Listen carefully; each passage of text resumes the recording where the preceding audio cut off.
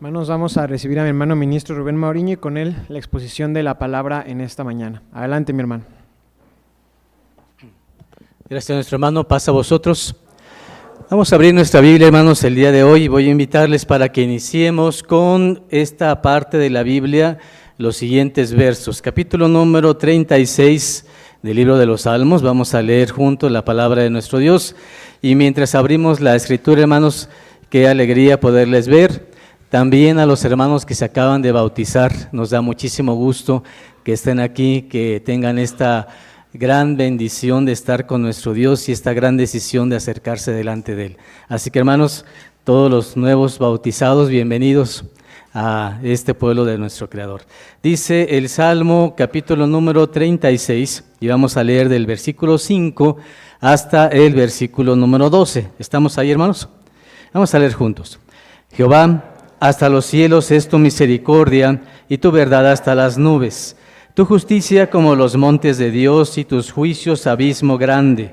Oh Jehová, al hombre y al animal conservas. Cuán ilustre, oh Dios, es tu misericordia. Por eso los hijos de los hombres se amparan bajo la sombra de tus alas. Embriagarse han de la grosura de tu casa, y tú los abrevarás del torrente de tus delicias. Porque contigo está el manantial de la vida. En tu luz veremos la luz. Extiende tu misericordia a los que te conocen y tu justicia a los rectos de corazón. No venga contra mí pie de soberbia y mano de impíos no me mueva. Allí cayeron los obradores de iniquidad, fueron reempujados y no pudieron levantarse. Amén. Tomen sus lugares, hermanos, por favor. Hermanos, qué alegría poder estar en esta casa de oración y que podamos partir siempre de lo que significa este compromiso con nuestro Dios, el acercarnos a Él, el escuchar su palabra, el que nos dé lo que acabamos de leer. Este verso es muy bonito, hermanos, porque dice, porque contigo está el manantial de la vida. Fíjense entonces cómo la palabra del Creador dice de esa forma, ¿verdad?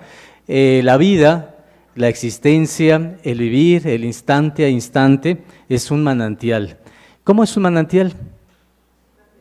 ¿Cómo es, hermanos? Es algo que está surgiendo constantemente y así dice, es la vida nuestra como un manantial que está constantemente surgiendo y renovando. Y dice también la Escritura algo muy agradable, hermanos, porque en tu luz, en la luz de Dios, en lo que Él nos brinda, ¿qué hace? Abrimos nuestro conocimiento, nuestra inteligencia, nuestro pensamiento y dice el verso, en tu luz veremos la luz. Así que, hermanos, qué bueno estar aquí, me da mucho gusto poder participar y, hermanos, como ustedes ya conocen los temas que tenemos en la iglesia, pues el día de hoy quiero que participen. ¿Me van a ayudar, hermanos? ¿Seguros? ¿También allá arriba? Que los veo así como que, hermanos, nos falta un poquito más de movimiento el día de hoy. Así que entonces la idea es que podamos participar. Primera pregunta, hermanos. Hoy vamos a hacer una recapitulación de la importancia del sacrificio de Cristo. Pero antes que podamos llegar a ese punto, necesitamos saber qué cosa cubre el sacrificio de Cristo. Y eso lo vamos a ver en el Antiguo Testamento. Mi hermana Eva, un tipo de sacrificio que había en el Antiguo Testamento. ¿Cómo se llamaban ese tipo de sacrificios? Holocausto, muy bien. ¿Por qué se llamaba holocausto, mi hermana Teo? ¿Qué significa holocausto? Está prendido el fuego. No exactamente eso, perdón, todo el día, no exactamente, parecido a eso. ¿Por qué se le llama holocausto? ¿Se acuerdan, hermanos? Porque se consumía por completo, eso significa holocausto. ¿Qué otro más? Perfume. Esa era una manera de una ofrenda, ¿no? Muy bien. ¿Qué más, mi hermana? Una libación, más bien era un acompañamiento a una ofrenda. Así que entonces vamos a poner aquí en la pantalla algunos de los ejemplos que tenemos en la Biblia para poder hablar acerca de eso. Mi hermana, ¿cuál dijo? Las tórtolas, exactamente, que son las palomas, ¿verdad? Vamos a comenzar aquí. Mis hermanos, si pueden colocar en pantalla, por favor, los sacrificios del Antiguo Testamento, vamos a ver el día de hoy, ese es el tema, y también el sacrificio de Cristo. Pero para poder entender, dimensionar lo que significa ese sacrificio, hay que ver cuánto cubría. ¿Cuánto entonces se tenía que hacer antes? Lo primero es estos tipos de sacrificios que por lo menos son los más importantes en el Antiguo Testamento. Ya dijeron, ¿cuál es el primero? Holocausto. ¿Cuál es el siguiente? La ofrenda de flor de harina. Mi hermano Joel Zacarías, ¿qué cosa es la flor de harina? Una harina fina y la mejor de la harina, ¿verdad? Y entonces se utilizaba para Dios. ¿Qué más tenemos? La ofrenda de paz, la ofrenda por el pecado, la ofrenda expiatoria, y aquí agregaríamos, hermanos, ofrendas otras más. Había el cordero para la Pascua, había, ¿qué más? Los sacrificios para la fiesta de cabañas, por ejemplo. ¿Se acuerdan la cantidad de sacrificios? Lo vimos hace unos cuantos días, la cantidad de sacrificios por día y cómo sumaban, eran más de 200 por toda la fiesta. Así que entonces vean la cantidad de sacrificios que había. Para que recordemos, ¿qué cosa es holocausto? Era un acto de adoración para expresar la devoción y el compromiso con Dios. Se usaba como una expiación y en ocasiones por el pecado involuntario. Así que entonces todos los pecados del día, voluntarios e involuntarios, ¿cómo se tenían que reparar? A través de un holocausto. Era el sacrificio continuo en la mañana y en la tarde. Muy bien. Los elementos del holocausto son los siguientes. ¿Qué se sacrificaba? Se podía llevar un toro, también podía llevarse una paloma, un carnero perfecto. ¿Qué se hacía? La carne, los huesos, los órganos del animal tenían que ser quemados totalmente. Por eso era un holocausto. Y esta era la porción de Dios. También en ocasiones la piel podía servir para que los levitas la utilizaran. Así que entonces había maneras para esto. Flor de harina. Este sacrificio, esta ofrenda era así. No es sacrificio en este caso porque no lleva sangre, esta es una ofrenda a Dios. La ofrenda de harina era aquella en la que el fruto del campo se ofrecía en forma de torta o pan horneado hecho de cereales, harina. ¿Qué más le ponían? Aceite y le ponían algo muy importante, sal. Estaba acompañada de una libación, como decía nuestra hermana. ¿Cuánto es un cuarto de hin? Es alrededor de un cuarto de galón. Si un galón son casi 4 litros, entonces aproximadamente era un poquito menos de 1 litro. Así que entonces exactamente, esto era lo que se ponía como una libación y se vertía en el fuego del altar. Así que entonces esta era una ofrenda de flor de harina. Muy bien, otro más. El propósito era expresar agradecimiento en reconocimiento a la provisión de Dios y la inmerecida benevolencia hacia las personas que realizaban el sacrificio, a la ofrenda.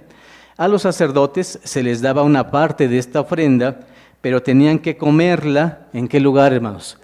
La tenían que comer ahí en el tabernáculo. Así que entonces era parte del ritual que Dios había colocado. Esto era la ofrenda de harina. Seguimos con una ofrenda. Esta se llamaba ofrenda de paz.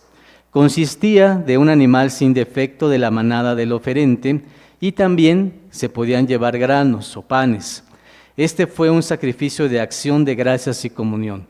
Al sumo sacerdote se le daba el pecho del animal. Miren nada más, ¿qué se quedaba el sacerdote? La parte para él, bueno, la parte del pecho del animal. También el sacerdote se le daba una porción, comía el muslo derecho. A estas partes de la ofrenda se les llamaba ofrenda mecida. ¿Por qué se llama ofrenda mecida? Porque la tomaban y la movían, la mecían como agradecimiento a Dios y se llamaba de esa manera. Se llamaba la ofrenda elevada, porque se mecían o se levantaban sobre el altar durante la ceremonia. Así que entonces, de esto, ¿se acuerdan incluso que los hijos de Elí hacían parte de esto? Que en ocasiones ellos tenían que comer una porción, y ellos ¿qué hacían en ocasiones? Tomaban de más, ¿verdad? Y entonces el papá decía, pues debería de haberlos reprendido porque era algo que estaba ligado solamente a una porción. ¿Qué más? En esta ofrenda de paz, la grasa, los riñones, la grosura del hígado, ¿a quién se daba? A Dios. se quemaba. Para nosotros quemar grasa, ¿huele bien o huele mal? Huele mal, hermanos, no siempre huele bien. Pero para Dios, ¿cómo se tomaba esto? Como una ofrenda de olor grato. El resto del animal era para los participantes que pudieran comer, simbolizando la provisión de Dios. La ofrenda de votos, la acción de gracias, la ofrenda voluntaria, todas estas eran ofrendas de paz. Si yo quería llevarle a Dios un agradecimiento, si quería darle gracias por algo en específico, todo esto estaba incluido en este proceso. Está lo que nos marca la Escritura. Pero también había la ofrenda por un pecado específico, por una persona en particular. Ya no nos referimos al holocausto de todos los días, de mañana y tarde. Me refiero, ¿qué pasa si yo tengo una falta delante de Dios? ¿Qué tenía que hacer? Llevar una ofrenda. ¿Por qué? Por el pecado. Así que entonces, si ya había muchas, había específicas por cada persona. El propósito era expiar el pecado y limpiar toda contaminación. Había 5 posibles elementos de un sacrificio por el pecado. Podía llevarse un becerro, pero también ¿qué otra posibilidad? Un macho cabrío, ¿qué más? Una cabra, y si teníamos menos dinero, ¿qué se podía llevar? Una tórtola, que era un palomino, y también, si eran más pobres, ¿qué podían llevar? Una décima de efa de flor de harina. El tipo de animal dependía de la situación financiera de que le ofrecía el sacrificio. El que tenía más dinero, ¿cuál era su compromiso? Tenía que dar más. Así que entonces era una situación también financiera. Si yo, por ejemplo, decía, gano tanto dinero, o tengo en agricultura, en el ganado tanto, y es mucho, ¿qué tenía que hacer? Si cometí una falta, tengo que dar dependiendo de mi situación. No podía dar flor de harina, se vería mal. ¿Por qué? Porque eso estaba reservado ¿a quiénes? A los que tenían muy pocos recursos. Entonces había esa situación importante también. ¿Qué más? Una cabra era la ofrenda por el pecado. La flor de harina era el sacrificio de los más pobres. Un becerro se ofrecía por el sumo sacerdote y por la congregación en general, y así sucesivamente. Las porciones grasosas, la grosura del hígado, los riñones se le daban a Dios porque se quemaban. El resto del animal se quemaba completamente sobre el altar y las cenizas se lanzaban fuera del campamento o en ocasiones se comían dentro del tabernáculo. Así que, hermanos, este es un resumen. Hablar acerca de todos los sacrificios es demasiado extenso, pero pusimos aquí un resumen para que viéramos cuántos sacrificios debería de haber hecho un ser humano en el tiempo del Antiguo Testamento. ¿Cuántos creen, hermanos? Muchos. Cada día, cada vez que había un pecado. ¿Y creen que los israelitas eran pecadores? Por supuesto. ¿Y tenían que llevar algo a Dios? Por supuesto. Pregunta, ¿y nosotros somos diferentes a ellos? Pues tampoco, ¿verdad, hermanos? ¿Cometemos pecados? Miren, dice la Biblia, si había incluso un pecado involuntario, alguien que decía, no me di cuenta, pasó la hermana y no la saludé y se sintió ofendida, la herí, le dije algo a lo mejor y fue incorrecto, o lo que le comenté la hizo sentir incómoda. ¿Y qué ocurría, hermanos? Era un pecado. ¿Y qué se tenía que hacer? También que se tenía que pedir perdón. ¿Qué pasaba si alguien hería a una persona incluso por accidente? Había una manera de poder reconciliarse con Dios e incluso restituir. ¿Qué ocurría, por ejemplo, cuando alguien decía, miren, tengo que dar mi diezmo, pero esta quincena no tengo, y entonces me lo voy a guardar? Incluso había reglas para eso. ¿Cuáles eran? Mira, cuando tú tengas ya, pones lo que necesitas y le tienes que agregar, ¿cuánto, hermanos? Un quinto más. Había reglas para todas las situaciones. Incluso, miren lo que dice Levítico. Voy a leer con ustedes lo que está, y me gustaría que, hermanos, en su casa tienen unas cuantas horas. Mañana van a estar muy desocupados por la mañana, porque la Pascua, ¿a qué hora es? Hasta las 7, ¿verdad, hermanos? Así que entonces nos da tiempo de leer Levítico. Lo que acabo de leer está en Levítico 1, 2, 3, 4 y 5. Fíjense nada más. Bueno, hermanos, lo que dice el capítulo número 1 de Levítico. Leemos. Dice el versículo 1.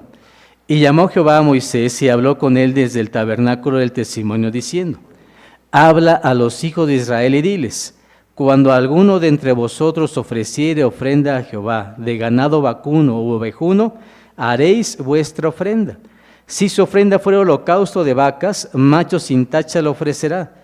De su voluntad, ¿qué dice la Biblia? De su voluntad lo ofrecerá a la puerta del tabernáculo del testimonio delante de Jehová. De entre todo esto había sacrificios voluntarios y obligatorios. Este que acabamos de leer, ¿qué tipo de sacrificio era? Era voluntario, de su propia voluntad. Así que también había momentos en el que el ser humano le debía decir a Dios: oye, yo quiero reconciliarme contigo, quiero estar bien contigo. ¿Y qué hacía? ¿Un sacrificio de qué tipo? De su voluntad, de lo que nuestro corazón nos da y necesitamos darle a nuestro Creador. Pero vean también este caso, Levítico capítulo número 4.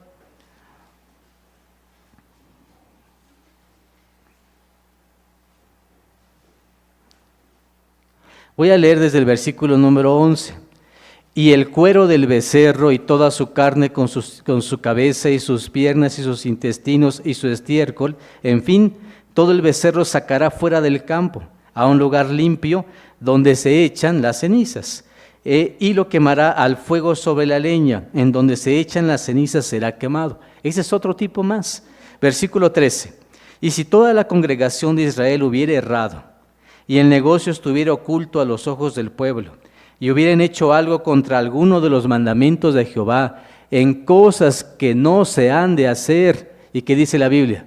Y fueren culpables, luego que fuera entendido el pecado sobre los que delinquieron, la congregación ofrecerá un becerro por expiación y lo traerán delante del tabernáculo del testimonio. Y los ancianos de la congregación pondrán sus manos sobre la cabeza del becerro delante de Jehová, y en presencia de Jehová degollarán aquel becerro. Y el sacerdote ungido meterá de la sangre del becerro en el tabernáculo del testimonio, y mojará el sacerdote su dedo en la misma sangre, y rociará, ¿cuántas veces? 7 veces delante de Jehová hacia el velo. Y de aquella sangre pondrá sobre los cuernos del altar que está delante de Jehová en el tabernáculo del testimonio, y derramará toda la sangre al pie del altar del holocausto, que está a la puerta del tabernáculo del testimonio. Miren entonces los procedimientos. Vean entonces cómo nuestro Dios decía: si tienen esto, tienen que matar al animal de esta manera, lo tienen que poner las manos sobre él. Si es una situación de todo el pueblo, hay que hacerlo así. ¿Qué hacían con la sangre? Una parte la rociaban, ¿cuántas veces? 7 veces. ¿Qué hacían con lo demás? Con el dedo, acuérdense que en el altar había unos cuernos. ¿Y qué hacían? Ponían sangre ahí. ¿Y qué hacían con lo demás? La derramaban. Y entonces todo este proceso y se repetía, y todos los días se tenía que hacer. No, hermanos. ¿Con quién? Con Dios. Pero tenemos ahora un privilegio. ¿Cuál es el privilegio? Todo esto, todo el proceso, todos los animales, la cantidad inmensa que eran y todo lo que esto significaba, ahora dice lo siguiente. Vamos a abrir Hebreos y dice la Escritura, hermanos, y es por eso tan importante el cambio que se ha generado. Todo esto que se tenía que hacer, vean ahora, hermanos, cómo debe de resumirse. Capítulo 10 de Hebreos.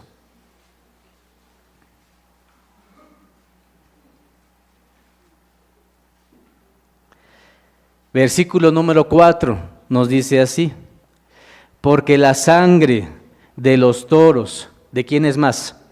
De los machos cabríos, no puede quitar los pecados. ¿Por qué dice eso la Biblia? ¿Quitaban o no quitaban los pecados? Sí los quitaban, pero no de manera permanente. ¿Qué tenía que pasar? Me quitaba en ese momento, ¿y qué tenía que hacer? Otro más y otro más y otro más. Entonces, por eso dice: porque la sangre de los toros y de los machos cabríos no puede quitar los pecados. Por lo cual, entrando en el mundo dice, sacrificio y presente no quisiste, mas me apropiaste cuerpo. Holocaustos y expiaciones por el pecado, ¿qué dice la Biblia? No te agradaron. Entonces dije, heme aquí, en la cabecera del libro está escrito de mí, para que haga, oh Dios, tu voluntad. ¿Quién dice estas palabras? Jesús. ¿Qué es lo que dice? Mira, todo este proceso existió, sirvió, pero finalmente no cubre, no termina de cubrir lo que necesitamos. Y entonces, ¿qué dice el Hijo de Dios? Me apropiaste cuerpo para que venga a hacer tu voluntad. Y entonces, ¿qué dice el Hijo? Aquí estoy para que haga tu voluntad, para que haga tu voluntad. Dice la Escritura entonces, seguimos leyendo, versículo 8, diciendo arriba, sacrificio y presente y holocaustos y expiaciones por el pecado no quisiste, ni te agradaron, las cuales cosas se ofrecen según la ley. Entonces dijo, heme aquí para que haga, oh Dios, tu voluntad. ¿Y qué dice después? Quita lo primero, ¿para qué? Para establecer lo postrero. Mi hermano Escoto, ¿qué significa decir quita lo primero? ¿A qué se refiere? A todos estos sacrificios. No se refiere a la ley completa. ¿A qué se refiere? A estos sacrificios en particular. Y dice, quita lo primero, ¿qué va a ocurrir ahora? Voy a establecer lo postrero. Mi hermana, ya se me olvidó ahorita, mejor no le digo su nombre, porque no, mi hermana Lupita, la pregunta es, ¿qué significa lo postrero? ¿Qué cosa es lo postrero, hermana Lupita? ¿Lo futuro? ¿Pero a quién se refiere? Quita lo primero para establecer ¿qué? Lo postrero. Ya dijimos, lo primero, ¿qué cosa fue? Lo primero que vimos en Levítico, ¿qué cosas son? Sacrificios, presentes, libaciones. Exactamente. ¿Y quién lo va a cubrir? Cristo, hermanos. Entonces, gracias, hermana Lupita. ¿Lo postrero a quién se refiere? A Cristo. Muy bien. Mi hermana Mariel, ¿cómo se le llama a ese paso entre lo primero y lo postrero? ¿Cómo se le llama a lo primero y cómo se le llama a lo postrero con respecto a pactos? Transición, bien. ¿Qué más? ¿Cómo se le llama a lo anterior? Se le llamaba antiguo pacto. ¿Estamos de acuerdo, hermanos? ¿Cómo se le llama a lo presente? Nuevo pacto. Muy bien. Y vamos a leer entonces lo siguiente. Dice, versículos que vamos a tener en el capítulo número 8. Dice así. Versículo número 8, capítulo 8 de Hebreos, verso 8. Porque reprendiéndolos dice, he aquí vienen días, dice el Señor, y consumaré para con la casa de Israel y para con la casa de Judá, ¿qué cosa? Un nuevo pacto. Eso significa, quita lo primero para establecer lo postrero. ¿Qué dice? Pero no como el pacto que hice con sus padres, el día que los saqué por mano para sacarlos de la tierra de Egipto. Porque ellos, ¿qué les ocurrió? No permanecieron en mi pacto, y yo los menosprecié, dice el Señor. Vamos a hacer un paréntesis ahí. Y dice la Biblia, el primer pacto no funcionó, los holocaustos no funcionaron. La pregunta es, ¿por qué? ¿Era malo? ¿Era un proceso incorrecto? ¿Era malo que el sacerdote se vistiera de una manera especial para hacer los sacrificios? No, hermanos, ¿en qué consistió lo malo? Mi hermana. No lo estaban haciendo correctamente. Muy bien la respuesta. Miren lo que pasa. Malaquías. Vamos a abrir la Biblia. Hagan un paréntesis ahí. Ahorita vamos a regresar y vamos a encontrar Malaquías capítulo número 1. Y nos va a decir lo siguiente. Capítulo número 1, versículo número 6 de Malaquías, dice así. ¿Estamos ahí? El Hijo honra ¿a quién? Al Padre. ¿Eso es bueno o es malo? Es bueno. El siervo honra a su Señor. ¿Es bueno o malo? Es bueno. Pero la pregunta es, si pues yo soy Padre, ¿qué es de mi honra? Y si soy Señor, ¿qué es de mi temor? Dice Jehová de los ejércitos, a vosotros, oh sacerdotes, que menospreciáis mi nombre, y que decís, ¿en qué hemos menospreciado tu nombre?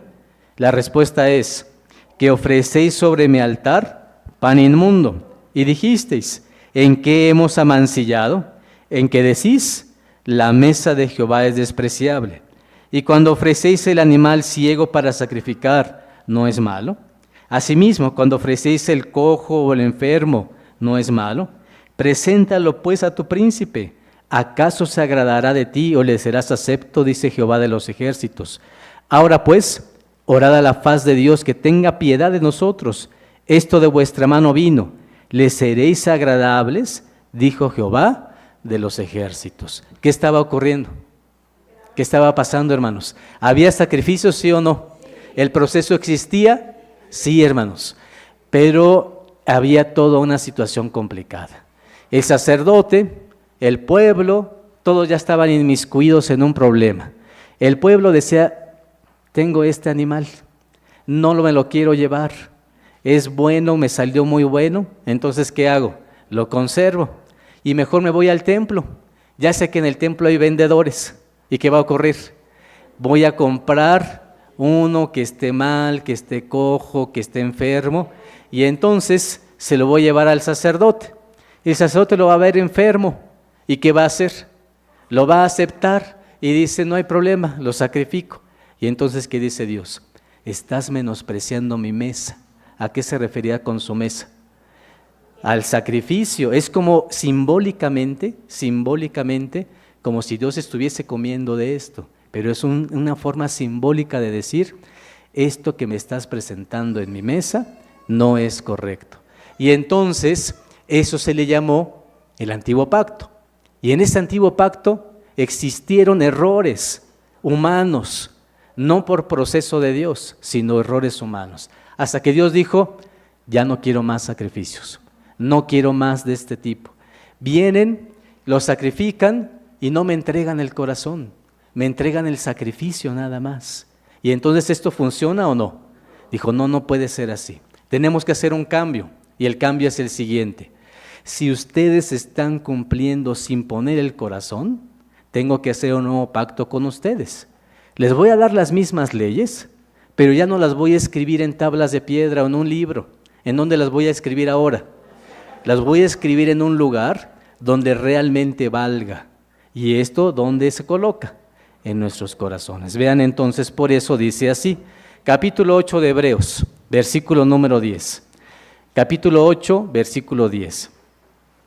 Por lo cual, este es el pacto que ordenaré a la casa de Israel después de aquellos días, dice el Señor. Daré mis leyes. Vean lo importante de esta expresión. No estamos cambiando las leyes. ¿Qué está pasando? Son las mismas leyes de Dios. ¿Pero qué dice? Daré mis leyes en el alma de ellos, y sobre el corazón de ellos las escribiré, y seré a ellos por Dios, y ellos me serán a mí por pueblo. Y ninguno enseñará a su prójimo, ni ninguno a su hermano, diciendo, conoce al Señor, porque todos me conocerán, desde el menor de ellos hasta el mayor, porque seré propicio a sus injusticias. ¿Y qué dice después? Y de sus pecados y de sus iniquidades, que dice, no me acordaré más. Ese es el principio, hermanos, de nuestro tema de hoy. Todos los sacrificios, toda la cantidad inmensa de animales, todo el proceso que se tenía que hacer, tenía una finalidad. ¿Cuál era? Cubrir, perdonar los pecados del ser humano. Ese era el proceso. Y hermanos, ese es el Antiguo Pacto. En el Nuevo Pacto, ¿qué está ocurriendo? Exactamente lo mismo, porque la ley no cambia. Si se requiere algo para que cubra nuestros pecados, también debe de ocurrir de la misma manera. Por eso les preguntaba, ¿cumplimos con estas leyes? La respuesta, ¿cuál es? Sí, pero ¿a través de quién? Todos los sacrificios, uno por uno, día por día, ¿en quién se absorben ahora? En Cristo. Y cuando hacemos esto, ¿qué dice la Escritura? No me voy a acordar de todas tus iniquidades. Eso es lo que significa lo que todos ustedes han hecho. ¿Qué cosa es? Bautizarse. Lo que acaban de hacer estos días, en estos momentos, hermanos, en los cuales decimos, entro a este nuevo pacto. ¿Y entonces qué significa? Bautizado es, estoy en el nuevo pacto y estoy aceptando que estos sacrificios se deben de hacer, que las leyes deben de existir, pero que ahora están en mi corazón. ¿Y qué más? Y que Cristo hizo este sacrificio por cada uno de nosotros. ¿Él murió o no? ¿Derramó su sangre, hermanos? ¿Qué significa? Que si antes había muchos sacrificios, ahora hay uno solo que tiene que derramar también su sangre, porque es el proceso para que muera por nosotros. Ahora, ¿qué viene? Viene una conmemoración de este acontecimiento. Y esta conmemoración, ¿cómo se llama?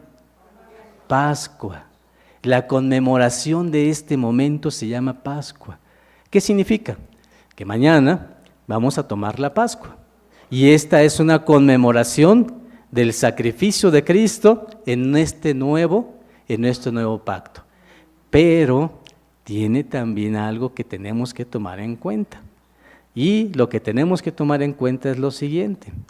Dios nos perdonó todos los pecados que teníamos y nos bautizamos, ¿sí o no, hermanos? Pregunta, ¿desde que nos bautizamos para acá hemos seguido pecando? Sí, ¿por qué? No deberíamos de hacerlo, ¿sí o no? Pero lo hacemos ¿por qué? Porque somos humanos. ¿Tenemos errores de ignorancia o no? Por supuesto. ¿Tenemos errores voluntarios? También, aunque no queramos, ¿verdad? ¿Y qué vamos a hacer? ¿Qué vamos a hacer ahora? Porque ya Cristo murió, ¿sí o no, hermanos? Y entonces ya pasó. Y entonces ahora voy a tomar la Pascua, ¿y qué debo de hacer? ¿Qué debo de hacer ahora? Y hermanos, es aquí donde viene un proceso de reconciliación con Dios. Es una manera de decir, tengo que recapitular, tengo que tomar en cuenta en dónde estoy, en qué punto estoy, porque necesito que esto que existe en mi vida pueda tener también una solución. Y esto, hermanos, nos lo marca la Escritura. La Escritura entonces nos dice, mira, yo voy a ponerte un abogado, para que entonces, ahora que estás bautizado, tengas la conciencia de ser mejor persona. Pero si tuvieses alguna falta, ¿qué tiene que pasar ahora? Te voy a dar un abogado que entonces te ayude con Dios para que tú puedas seguir adelante. Pero necesitas un compromiso de tu parte. El compromiso está aquí. Dice Mateo de la siguiente manera. Voy a pedirles, hermanos, abran su escritura en Mateo. Capítulo número 5. Vamos a abrir nuestra Biblia, hermanos, en Mateo, capítulo número 5, que nos dice de la siguiente manera.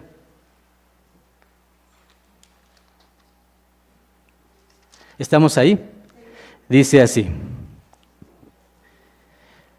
Versículo número 20.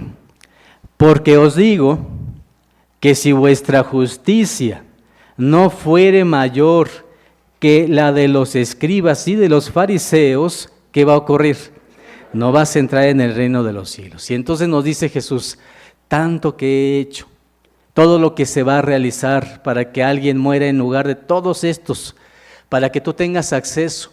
Nosotros ya lo hemos platicado incluso. Esto incluso era para el pueblo de Israel, ni siquiera para nosotros. Y hemos tenido la oportunidad de incluirnos en este proceso. Y dice aquí, pero tienes que tomar en cuenta cómo eres. Ya estás aquí. ¿Cómo es tu justicia? Si eres como los escribas y fariseos, no vas a llegar. Y eso que ellos, hermanos, cumplían con todo, ¿o no es así? Diezmaban hasta la semilla más pequeña. ¿Y qué decía Jesús? Les falta, todavía les falta. Versículo número 21. ¿En qué nos falta? Versículo 21. Oísteis que fue dicho a los antiguos, no matarás.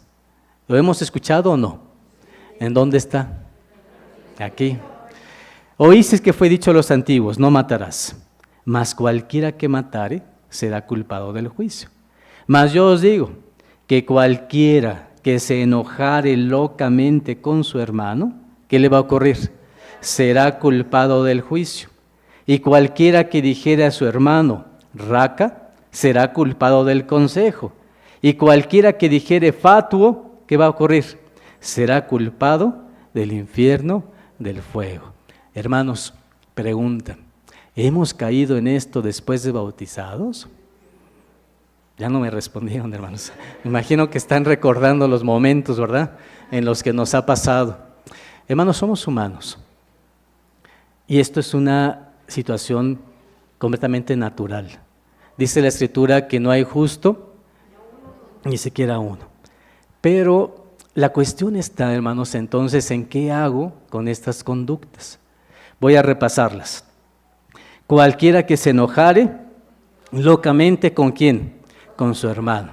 ¿Qué más? Cualquiera que dijera a su hermano, ¿qué cosa, hermanos? Raca. ¿Qué significa raca? Tan solo como decirle, con hermanos, el sentido de ofensa, decirle tonto a alguien. Eso es raca. ¿Lo hemos dicho o no? Por supuesto, hermanos. ¿Qué más dice? Será culpado del consejo. Y cualquiera que dijere, ¿qué cosa, hermanos? Fatuo. ¿Qué cosa es fatuo? Necio. Una ofensa, hermanos, dice, también va entonces a ser culpado. Bueno, y entonces, ¿qué hacemos? Yo creo, hermanos, definitivamente que cuando hay una ofensa, siempre hay un origen de ella. Y cuando nos ofendemos, no solamente es el que ofende, sino también el que provocó la ofensa. ¿O no es así, hermanos? En toda relación humana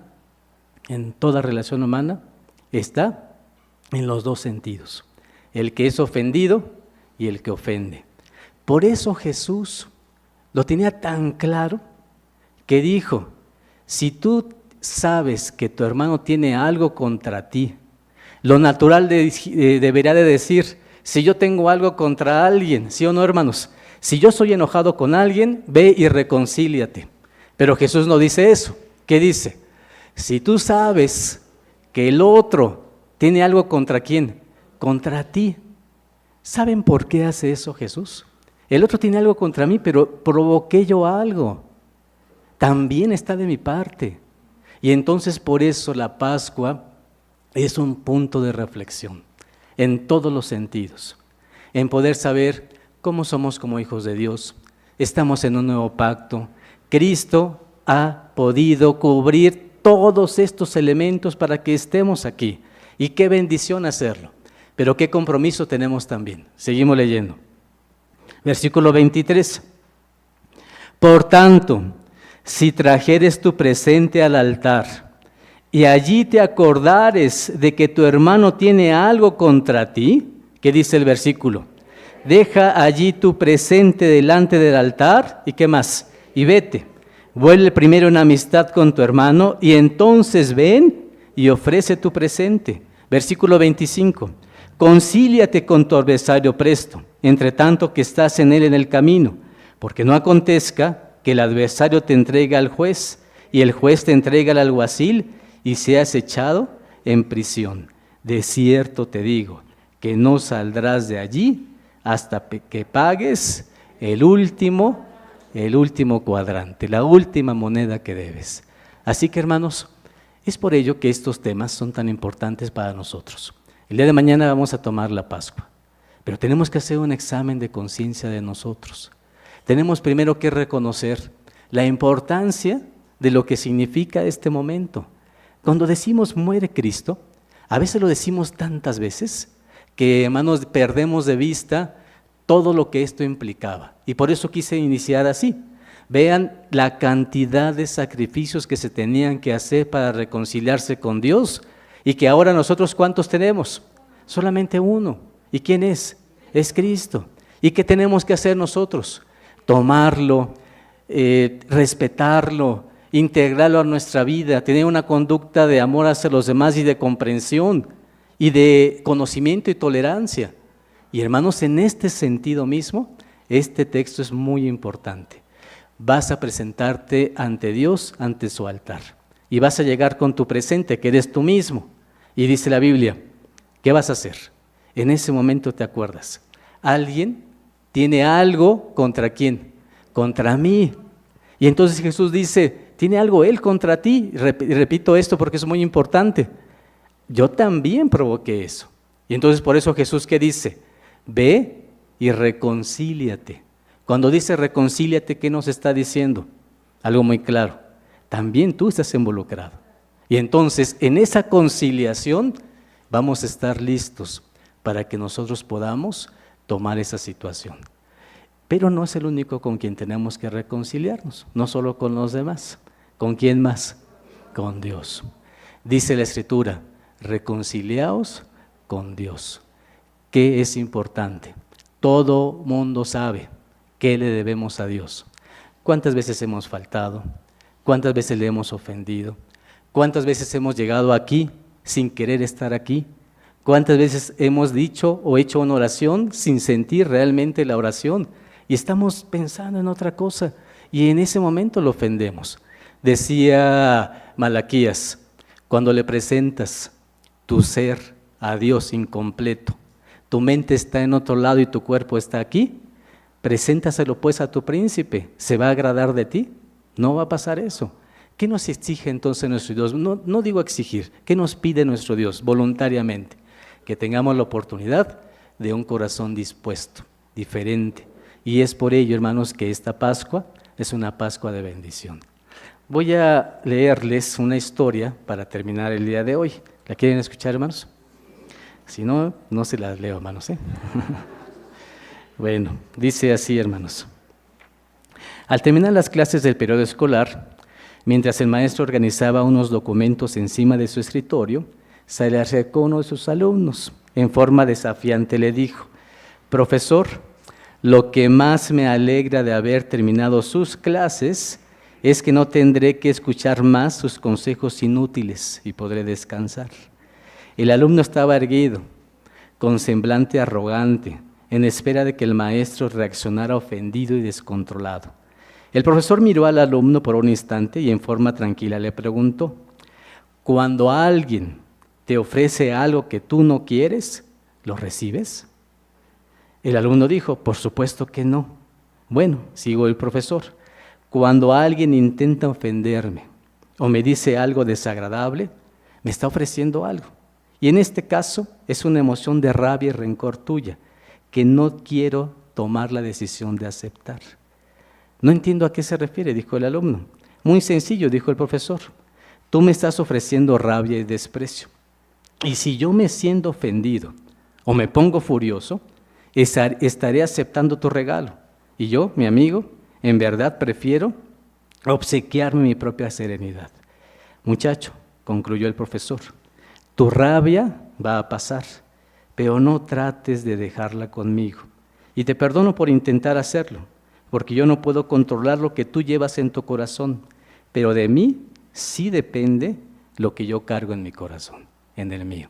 Hermanos, esta pequeña historia es importante porque yo considero, hermanos, que la reconciliación para tomar la Pascua es con Dios. La reconciliación para tomar la Pascua es con los demás. Y esto nos va a ayudar, hermanos, a tener claridad de lo grande que ha sido Cristo con nosotros. Y esto nos mueve, nos ayuda. Y hermanos, concluimos que nuestro Dios siempre es un Dios de misericordia. Lo leímos al principio, ¿o no es así?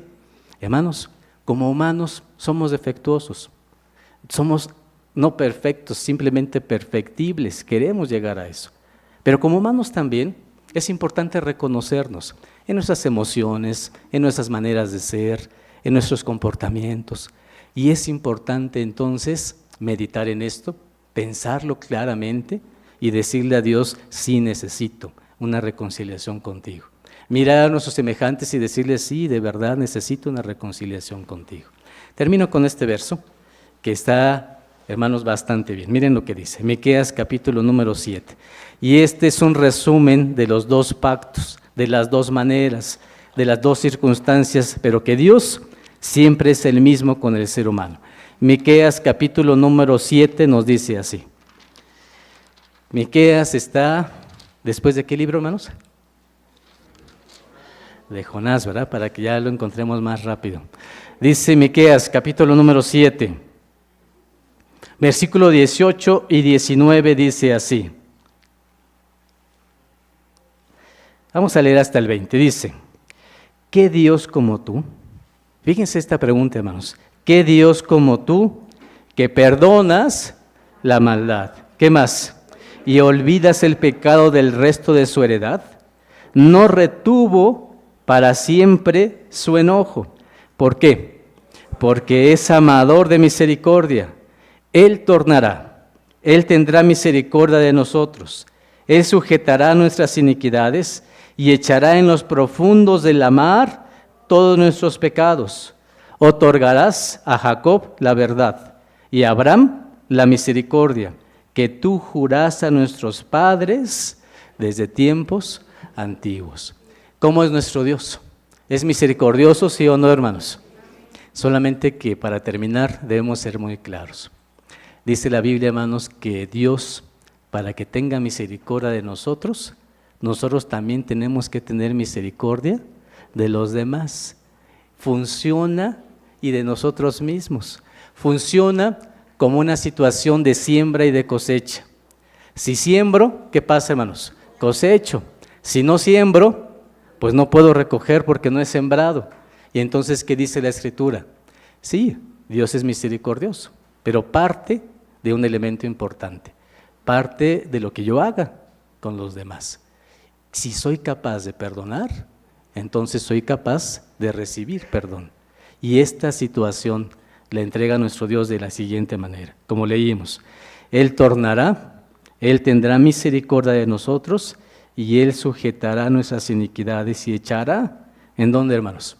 En los profundos de la mar, donde no se pueda ya saber de esta situación y podamos estar bien siempre con nuestro Dios. Hermanos, tomemos la Pascua, hagámoslo siempre de la mejor manera, sintamos, experimentemos, trabajemos y sintamos siempre, hermanos, la importancia de un momento como este. Dios los bendiga grandemente, hermanos. Paz a vosotros.